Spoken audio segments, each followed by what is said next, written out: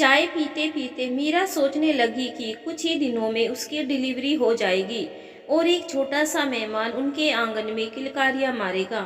सोचने में मग्न मीरा चाय पीकर कप किचन में रखने गई, तभी कॉल बेल बज उठी। सामने मीरा का पति मानव था। आज तुम इतनी जल्दी कैसे आ गई? अरे तबीयत कुछ ठीक नहीं थी और मेरा मन नहीं किया काम पर जाने का, मीरा ने जवाब दिया। मीरा इस आस से मानव के पास खड़ी रही कि तबीयत खराब होने की बात जानकर शायद वह परेशान हो उठेगा, गले से लगाकर प्यार से उसका हाल पूछेगा, मगर बिना कुछ कहे सुने जब वह हाथ मुंह धोने बाथरूम में चला गया तो बुझी सी मीरा रसोई की ओर चल पड़ी। शादी के 4 साल बाद मीरा माँ बनने जा रही थी। उसकी खुशी 7वें आसमान पर थी, पर मानव कुछ खास खुश नहीं था।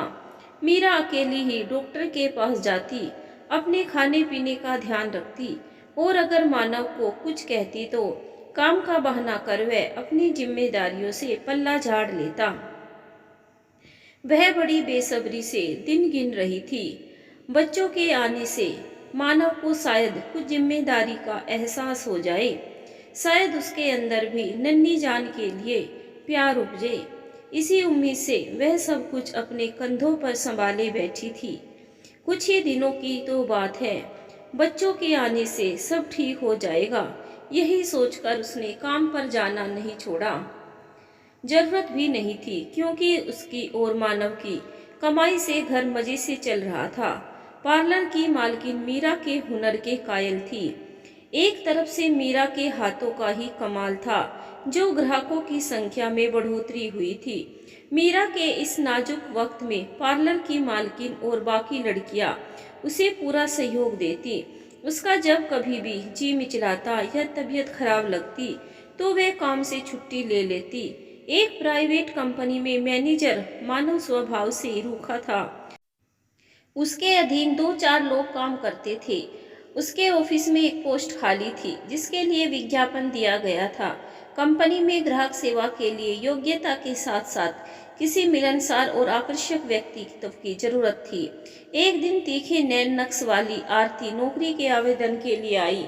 उसकी मधुर आवाज और व्यक्तित्व से प्रभावित होकर और उसके पिछले अनुभव के आधार पर उसका चयन कर लिया गया। मानव के अधीन होने के कारण उसे काम सिखाने की जिम्मेदारी मानव पर थी। आरती उन लड़कियों में से थी जिन्हें योग्यता से ज्यादा अपनी सुंदरता पर भरोसा होता है। अब तक के अपने अनुभवों से वह जान चुकी थी कि किस तरह के जलवे दिखाकर आसानी से सब कुछ हासिल किया जा सकता है। छोटे शहर से आई आरती कामयाबी की मंजिल छूना चाहती थी। कुछ दिनों बाद वह समझ गई कि मानव उस पर फिदा है। फिर इस बात का वह भरपूर फायदा उठाने लगी। आरती का जादू मानव पर चला तो वह उसे कुछ ज्यादा ही मेहरबान रहने लगा। आरती बहाने बनाकर ऑफिस के कामों को टाल देती, जिन्हें मानव दूसरे लोगों से करवाता। अक्सर बेवजह छुट्टी लेकर मौज मस्ती करने निकल पड़ती। उसे बस उस पैसे से मतलब था जो उसे नौकरी से मिलते थे। साथ में काम करने वाले मानव के दबदबे की वजह से आरती की हरकत को नजरअंदाज कर देते। अपने यौवन और शौक अदाओं के बल पर आरती मानव के दिलो दिमाग में पूरी तरह उतरती गई। उसके और मानव की नजदीकियां बढ़ने लगी। काम के बाद दोनों कहीं घूमने निकल जाते। उसे खुश रखने के लिए मानव उसे महंगे गिफ्ट देता। आए दिन किसी 5 सितारा होटल में लंच या डिनर पर ले जाता। मानव का मकसद आरती को पूरी तरह से हासिल करना था और आरती भी खूब समझती थी कि क्यों मानव उसके आगे पीछे भंवरे की तरह मंडरा रहा है। पहले मानव ऑफिस के घर जल्दी आता था तो दोनों साथ में खाना खाते हैं।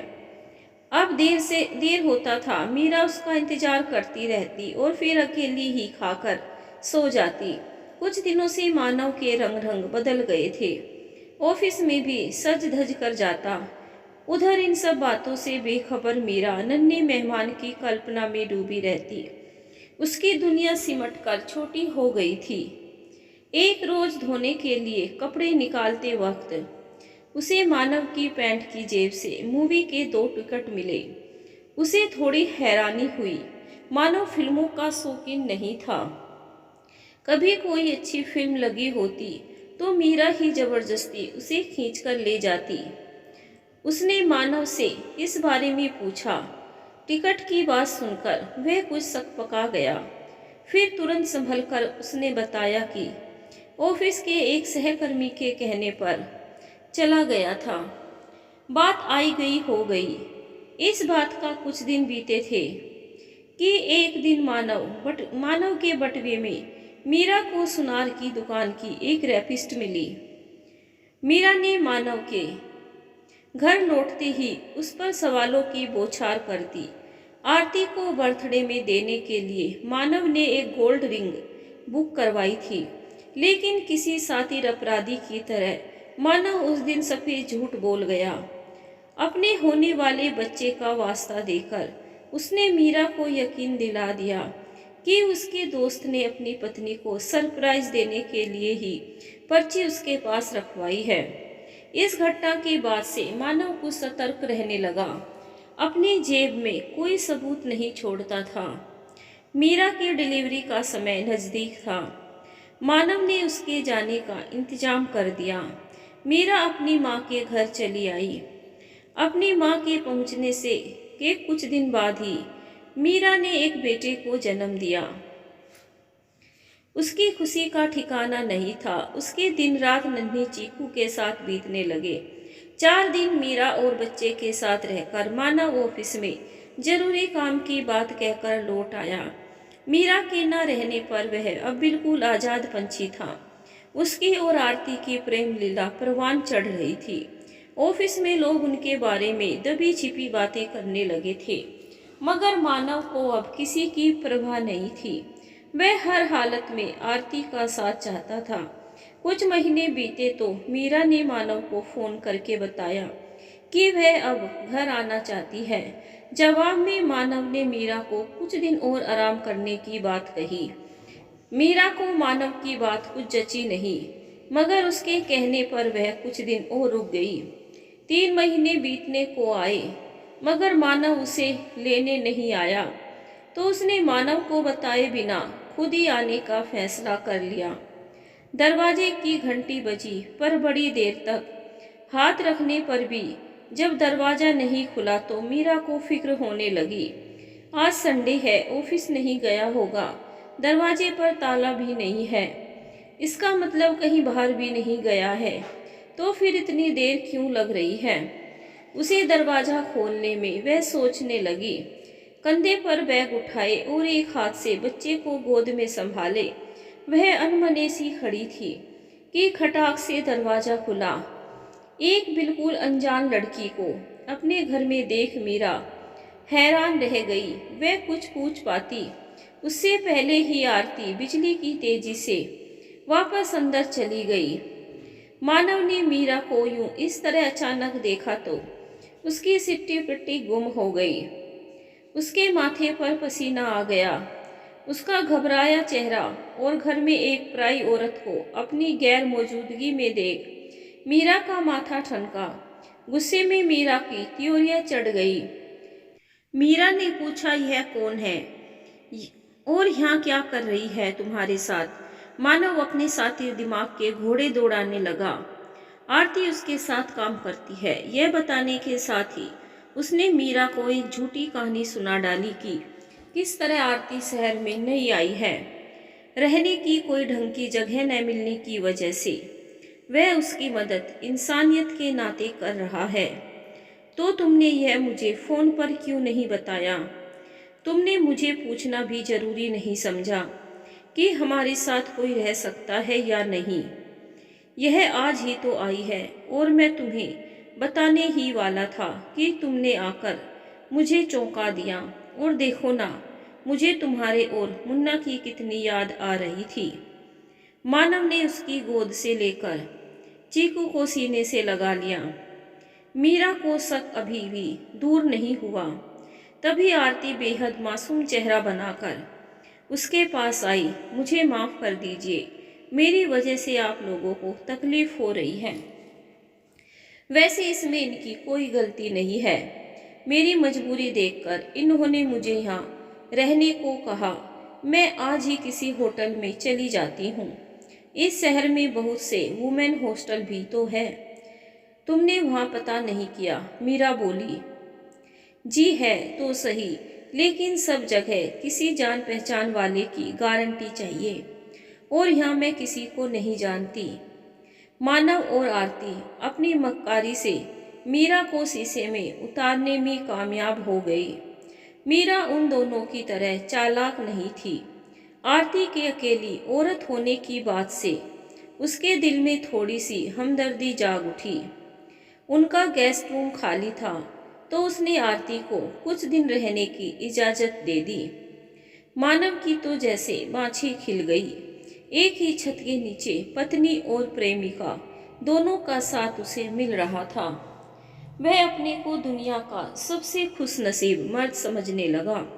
मीरा के आने के बाद मानव और आरती की प्रेम लीला में थोड़ी रुकावट तो आई, पर दोनों अब होशियारी से मिलते जुलते। कोशिश होती कि ऑफिस से भी अलग अलग समय पर निकले ताकि किसी को शक ना हो। मीरा के सामने दोनों ऐसे पेश आते जैसे उनका रिश्ता सिर्फ ऑफिस तक ही सीमित हो। मीरा घर की मालकिन थी तो हर काम उसकी मर्जी से होता था। थोड़े ही अंतराल बाद आरती उसकी स्थिति की तुलना खुद से करने लगी थी। उसके तन मन पर मानव अपना हक जताता था, मगर उनका रिश्ता कानून और समाज की नजरों में नाजायज था। ऑफिस में वह सबके मनोरंजन का साधन थी। सब उसे चुहल भरे लहजे में बात करते। उनकी आंखों में आरती को अपने लिए इज्जत कम और हवस ज्यादा दिखती थी। समाज में पत्नी का दर्जा क्या होता है, मानव और मीरा के साथ रहते हुए उसे इस बात का अंदाजा हो गया था। मीरा की जो जगह उस घर में थी, वह जगह अब आरती लेना चाहती थी। वह सोचने लगी आखिर कब तक वह मानव की खेलने की चीज बनकर रहेगी। कभी ना कभी तो मानव इस खिलौने से ऊब जाएगा। आरती को अब अपने फ्यूचर की चिंता होने लगी। मानव के पास ओहदा और पैसा दोनों था। उसके साथ रहकर आरती को अपना फ्यूचर सुनहरा लग रहा था। उसने अब अपना दांव फेंकना शुरू किया। अब मानव पर मीरा को तलाक देने का दबाव डालने लगी। सातिर दिमाग मानव को घरवाली और बाहर वाली दोनों का सुख मिल रहा था। वह शादी के पचड़े में नहीं पड़ना चाहता था। उसने आरती को कई तरीके से समझाने की कोशिश की तो वह जिद पर अड़ गई। उसने मानव के सामने शर्त रख दी कि या तो वह मीरा को तलाक दो, उसके बाद उससे शादी करे, या फिर वह सदा के लिए उसे अपना रिश्ता तोड़ लेगी। मानव ने आरती से कुछ दिन की मोहलत मांगी। एक रात मीरा की नींद अचानक खुली तो उसने पाया मानव बिस्तर पर से नदारद है। मीरा को बातचीत की आवाज़ सुनाई दी तो वह कमरे से बाहर आई। आवाज़ आरती के कमरे से आ रही थी। दरवाज़ा पूरी तरह से बंद नहीं था। उसने देखा कि दोनों एक साथ लेटकर मूवी देख रहे हैं। उसी दृश्य ने मीरा को जड़ कर दिया। उसकी हिम्मत नहीं हुई कुछ देर वहाँ रुकने की। जैसे गई थी वैसे ही उल्टे पांव कमरे में लौट आई। आंखों से लगातार आंसू बहते जा रहे थे। उसकी नाक के नीचे ये सब हो रहा था और वह बेखबर रही। वह यकीन नहीं कर पा रही थी कि इतना बड़ा विश्वासघात किया दोनों ने उसके साथ। मीरा के दिल में नफरत का ज्वार भाटा उछाल मार रहा था। उसके आंसू पोंछने वाला वहाँ कोई नहीं था। दिमाग में बहुत से विचार बुलाने लगे। अगर अभी कमरे में जाकर दोनों को जलील करे तो उसका मन शांत हो, और फिर वह हमेशा के लिए घर छोड़कर चली जाए। फिर उसे ख्याल आया कि वह क्यों अपना घर छोड़कर जाएगी। यहाँ से जाएगी तो आरती, जिसे उसके सुहाग पर डाका डाला। अपने सोते हुए बच्चे पर नजर डाल मीरा ने खुद को किसी तरह संभाला और फिर एक फैसला ले लिया। मीरा की नींद में बेखबर समझ बड़ी देर बाद मानव अपने कमरे में लौट आया और चुपचाप बिस्तर पर लेट गया, मानो कुछ हुआ ही नहीं। दूसरी सुबह जब आरती ऑफिस के लिए निकल रही थी, तभी मीरा ने उसका रास्ता रोक लिया। बोली, सुनो आरती, अब तुम यहाँ नहीं रह सकती, इसीलिए आज ही अपना सामान उठाकर चली जाओ। मीरा की आंखों में उसके लिए नफरत के शोले धड़क रहे थे। ये क्या कह रही हो तुम? आरती कहीं नहीं जाएगी, मानव ने बीच में आते हुए कहा। मैंने बोल दिया है, इसे जाना ही होगा। मानव के सह पाकर आरती मानव के साथ खड़ी हो गई तो मीरा के तन बदन में आग लग गई। एक तो चोरी, ऊपर से सीना जोरी। आरती की ढिठाई देखकर मीरा से रहा नहीं गया। गुस्से के ज्वाला में उबलते मीरा ने आरती की बाह पकड़कर उसे लगभग धकेल दिया। तभी एक जोरदार तमाचा मीरा के गाल पर पड़ा। वह सन रह गई। एक दूसरी औरत के लिए मानव उस पर हाथ उठा सकता है, वह सोच भी नहीं सकती थी। उसकी आंखें भर आई। मानव के रूप में एक अजनबी वहां खड़ा था। उसका पति नहीं, किसी जख्मी शेरनी सी। बुरा कर मीरा बोली, सब समझती हूँ मैं, तुम इसे यहाँ क्यों रखना चाहते हो? मर्यादा की सारी हदें तोड़ते हुए मानव ने मीरा के सामने ही आरती की कमर में हाथ डाल दिया और एक कुटिल मुस्कान उसके होठों पर आ गई। चलो, अच्छा हुआ जो तुम सब जान गई। तो अब यह भी सुन लो, मैं आरती से शादी करने वाला हूँ और यह मेरा अंतिम फैसला है। मीरा अवाक रह गई। उसे यकीन हो गया मानव अपने होशो हवास में नहीं है। जो कुछ किया धरा है आरती का किया है। तुम अपने होश में नहीं हो मानव, यह हम दोनों के बीच नहीं आ सकती। मैं तुम्हारी पत्नी हूँ, तुम हम दोनों के बीच आ रही हो। मैं अब तुम्हारे साथ एक पल भी नहीं रहना चाहता। मानव ने बिना किसी लाग लपेट के दो टूक सा जवाब दे दिया। मीरा अपने ही घर में अपराधी की तरह खड़ी थी। मानव और आरती एक पलड़े में थे और उनका पलड़ा भारी था। जिस आदमी के साथ ब्याह कर वह इस घर में आई, वही अब उसका नहीं रहा तो उसे घर में उसका हक ही क्या रह जाता है। बसी बसाई गृहस्थी उजड़ चुकी थी। मानव ने जब तलाक का नोटिस भिजवाया तो मीरा की माँ और भाई का खून खोल उठा। वह किसी की भी कीमत पर मानव को सबक सिखाना चाहते थे, जिसने मीरा की जिंदगी से खिलवाड़ किया।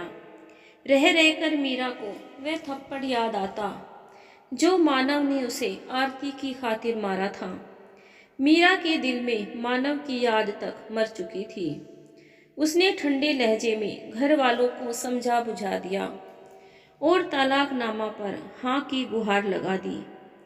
जिस रिश्ते की मौत हो चुकी थी उसे कफन पहनाना बाकी था। वक्त ने गम का बोझ कुछ कम किया तो मीरा अपने आप में लौटी। अपने घर वालों पर मोहताज होने की बजाय उसने फिर से नौकरी करने का फैसला लिया। मीरा दिल कड़ा कर चुकी थी। नन्ही जान को अपनी माँ की देख रेख में छोड़ वह इस शहर में चली आई जिसने उसका सब कुछ छीन लिया था। सीने में धड़कती आग लेकर मीरा ने अपने को काम के प्रति समर्पित कर दिया। जिंदगी की गाड़ी एक बार फिर पलटी और आने लगी। ब्यूटी पार्लर उसके हाथों के हुनर के ग्राहक कायल थे। उसे अपने काम में महारत हासिल हो चुकी थी। कुछ समय बाद ही मीरा ने नौकरी छोड़ दी। अब वह खुद का काम शुरू करना चाहती थी। अपनी बेटी की याद आते ही तड़प उठती। वह उसे अपने पास रखना चाहती थी, मगर फिलहाल उसे किसी ढंग की जगह की जरूरत थी जहां वह अपना पार्लर खोल सके। तलाक के बाद कोर्ट के आदेश पर मीरा की मानव से जो रुपए मिले उनमें अपनी कुछ जमा पूंजी मिलाकर उसके पास इतना पैसा हो गया कि वह अपना सपना पूरा कर सकती थी। अपने पार्लर के लिए जगह तलाश करने की दौड़ धूप में उसकी मुलाकात प्रॉपर्टी डीलर अमित से हुई, जिसने मीरा को शहर के कुछ इलाकों में कुछ जगह दिखाई। असमंजस में पड़ी मीरा जब कुछ तय नहीं कर पाई तो अमित ने खुद ही उसकी परेशानी दूर करते हुए एक अच्छी जगह दिलवा दी। अपना कमीशन भी थोड़ा कम कर दिया तो मीरा अमित की एहसानमंद हो गई। अमित की प्रॉपर्टी डीलिंग के ऑफिस के पास ही मीरा का पार्लर खुल गया। आते जाते दोनों की अक्सर मुलाकात हो जाती। कुछ समय बाद उनके साथ उठना बैठना भी हो गया। अमित मीरा की अतीत से वाकिफ था, बावजूद इसके वह कभी भूल से भी मीरा को पुरानी बातें याद नहीं करने देता। उसकी हमदर्दी भरी बातें मीरा के टूटे मन को सुकून देती।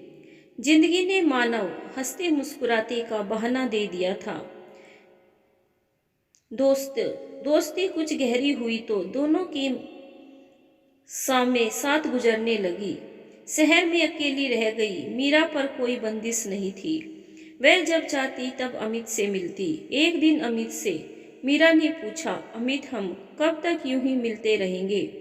क्या कोई भविष्य है इस रिश्ते का? रूमानी ख्यालों में डूबा अमित एक आयत पूछे गए इस सवाल से चौंक गया। बोला, जब तक तुम चाहो मैं हमेशा तुम्हारे साथ रहूंगा। मीरा खुद तय नहीं कर पा रही थी इस रिश्ते का कोई अंजाम भी है या नहीं। जब अमित ने उसे बताया कि उसके घर वाले पुराने विचारों के हैं तो मीरा को यकीन हो गया कि उसके तलाकशुदा होने की बात जानकर वह अमित के साथ उसकी शादी को कभी स्वीकार नहीं करेंगे। आने वाले कल का डर मन में छिपा था, मगर अपने वर्तमान में वह अमित के साथ खुश थी। अमित की बाइक पर उसने साथ सट कर बैठी। मीरा को एक दिन जब मानव ने बाजार में देखा तो वह नाग की तरह फुफकार उठा।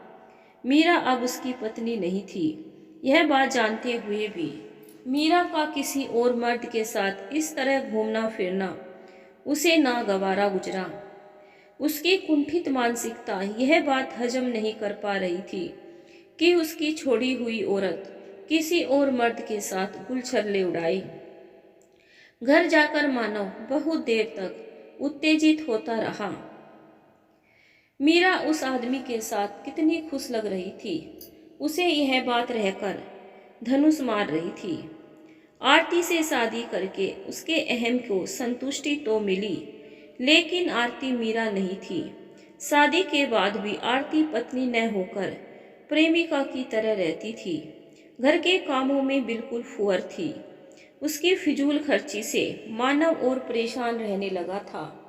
कभी उस पर झुंझला उठता तो आरती उसका जीना हराम कर देती, तलाक और पुलिस की धमकी देती। अब मानव का इसका भूत जल्दी से सर से उतर गया। मीरा के साथ शादी की शुरुआती दिनों की कल्पना करके मानव के मन में बहुत से विचार आने लगे। वह एक बार फिर मीरा के संग के लिए उत्सुक होने लगा।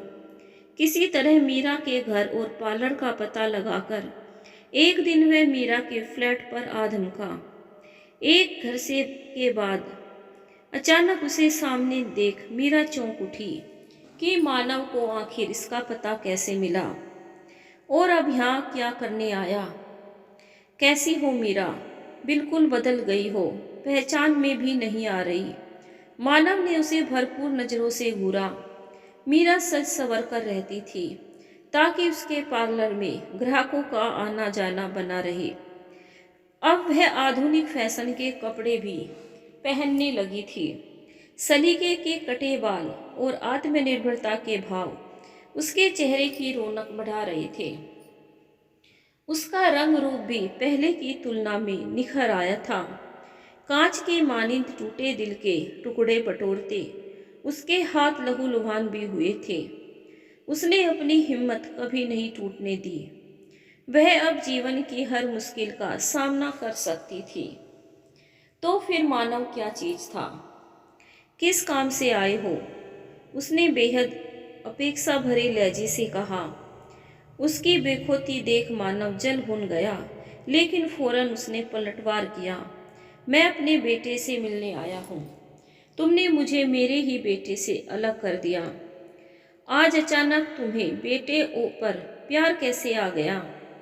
इतने दिनों में तो एक बार भी खबर नहीं ली उसकी। एक व्यंग्य भरी मुस्कुराहट मीरा के अधरों पर आ गई। तुम्हें क्या लगता है मैं चीकू से प्यार नहीं करता? जितना हक तुम्हारा है उतना मेरा भी है। तो तुम अब हक जताने आए हो। कानून ने तुम्हें बेशक हक दिया है, मगर वह मेरा बेटा है, मीरा ने कहा। बेटे से मिलना बस एक बहाना था मानव के लिए। उसे तो मीरा के साथ की चाहत थी। बोला, सुनो मीरा, मैं तुम्हारा गुनहगार हूँ। मुझसे बहुत बड़ी गलती हो गई। हो सके तो मुझे माफ कर दो। मानव के तेवर अचानक नरम पड़ गए। उसने मीरा का हाथ पकड़ लिया। तभी एक झनाटेदार तमाचा मानव के गाल पर पड़ा। मीरा ने बिजली की फुर्ती से फौरन अपना हाथ छुड़ा लिया। मानव का चेहरा तमतमा गया। इस खातिरदारी की तो उसे उम्मीद ही नहीं थी। वह कुछ बोलता इससे पहले ही मीरा बोली, आज के बाद दोबारा मुझे छूने की हिम्मत की तो अंजाम इससे भी बुरा होगा।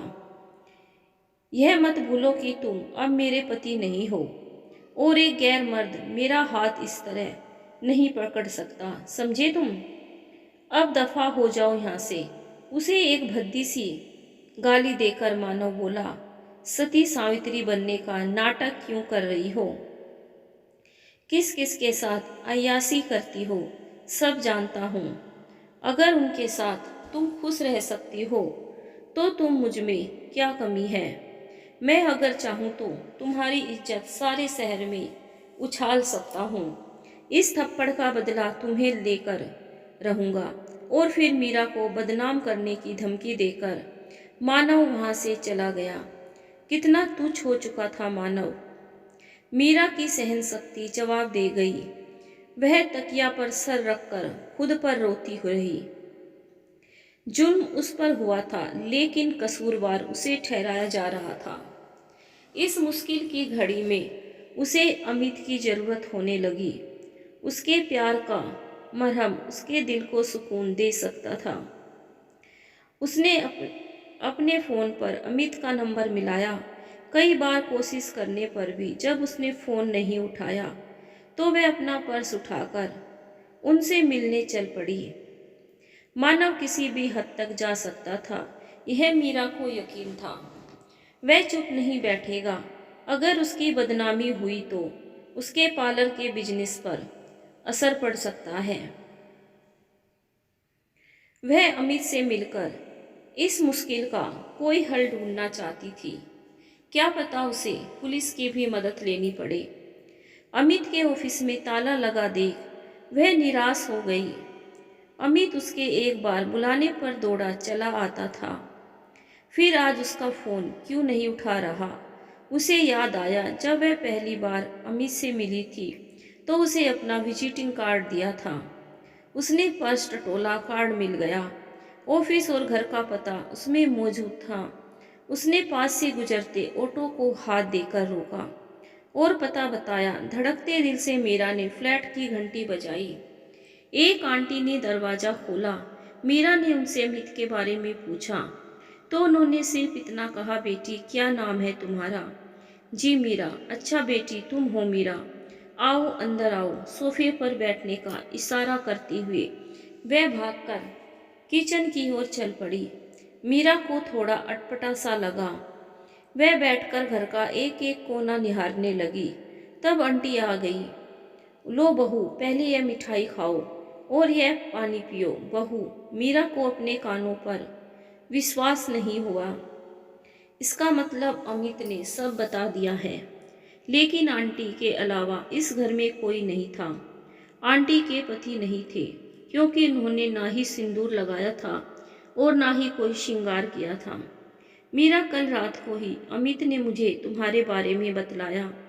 मीरा जमीन की ओर ताकने लगी। मीरा, मुझे तुम्हारे तलाकशुदा होने से कोई दिक्कत नहीं है और ना ही चीकू से। मीरा अचंभित होकर सुन रही थी। तभी उन्होंने आगे कहा, 30 साल पहले मेरा भी वही हाल हुआ जो तुम्हारा हुआ था, लेकिन मैंने अपने पति को छोड़ा था। उसके बाद मैं अभी भी मुड़कर नहीं देखा, ना ही मैं दूसरी शादी की। लेकिन आज सोचती हूँ, अमित के सिर पर एक पिता का साया होना जरूरी था। कल बीत गया, लेकिन आज मेरे सामने है। जब मुझे पता चला अमित और तुम्हारा रिश्ता, तभी मैंने ठान लिया कि घर की बहू तो तुम ही बनोगी। तभी बेडरूम से अमित को निकलता देख मीरा हैरान हो गई। मतलब अमित ने ही सारी प्लानिंग की थी ताकि मैं आंटी से मिल सकूं। मैडम तो कब की शादी की डेट रखे? अमित ने पूछा। तो मीरा शर्म से लाल हो गई।